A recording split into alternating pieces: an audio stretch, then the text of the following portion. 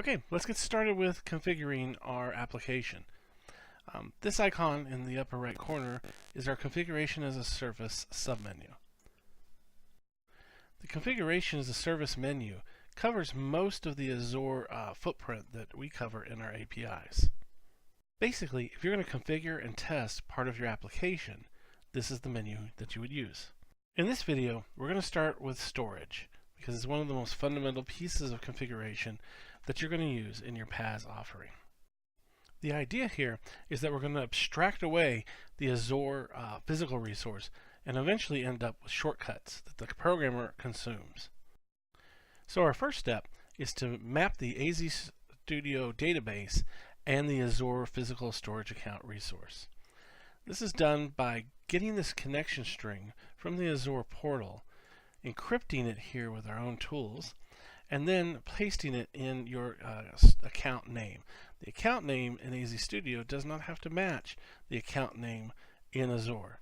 It's basically the first layer of abstraction.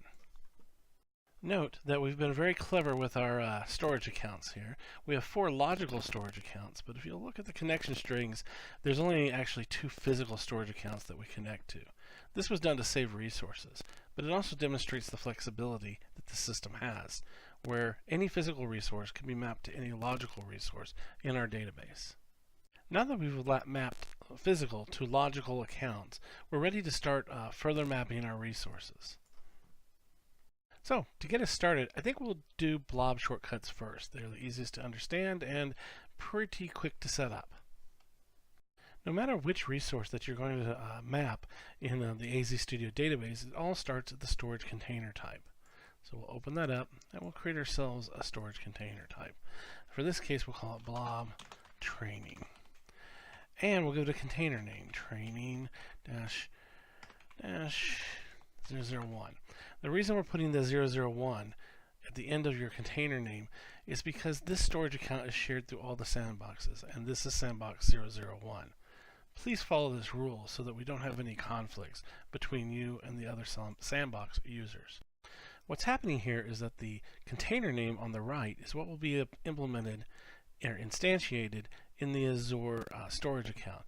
The name on the left is actually the reference to that container that exists in the AzStudio database. Basically, this is another layer of abstraction where we're taking the physical container name and giving it a more usable, mappable name. All right, the next step is to set up our routing. Basically, what is allowed to touch that new resource and make a connection for each environment.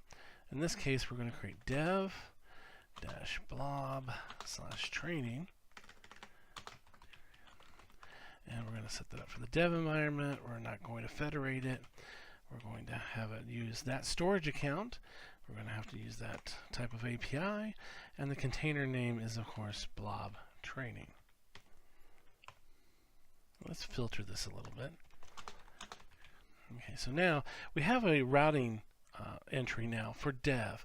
But if I tried to access this blob in QA or production or config, then that would fail because we don't have the routing set up for it. So let's fix that. So we'll go QA, blob, training, QA, single instance. This time we're going to map it to the QA account, and we're going to still map it to the same container name. It won't be the same physical container when we actually use it. It'll be in the other storage account, but the name will stay the same and stay consistent. Let's all do this for production. Prod-blob.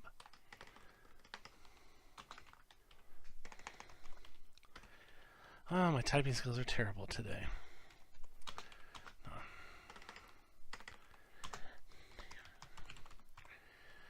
That's production, single instance, sandbox, prod, blob, and blob training. I think we'll just leave config alone. I don't think we would want to actually access this new blob in the config environment. What we've done is basically create your entire config file from scratch for 3 environments. Okay, so next step, let's open up the Blob Shortcuts. Now this is where the rubber hits the road, basically. This is where we're going to communicate to the programming team the way to access this resource. So in this case, we'll call it training. ING blob. And not training Bob, training blob. And it's a blob, and it's a blob training. Okay. This is the piece of information that you're going to have to communicate to your programming team. And this is the only piece of information that you actually have to communicate to your programming team for them to start accessing this blob through the blob APIs. Okay, so let's test this and see how it works in different environments. Each AzStudio API and Azure resource is covered by a tester. This tester is going to let us test the behavior of the API and the connectivity and access to the resource in all the different environments that we plan to deploy to. So our first step is to change shortcut. Now shortcuts are how Azure resources are accessed by the programmer when using our API.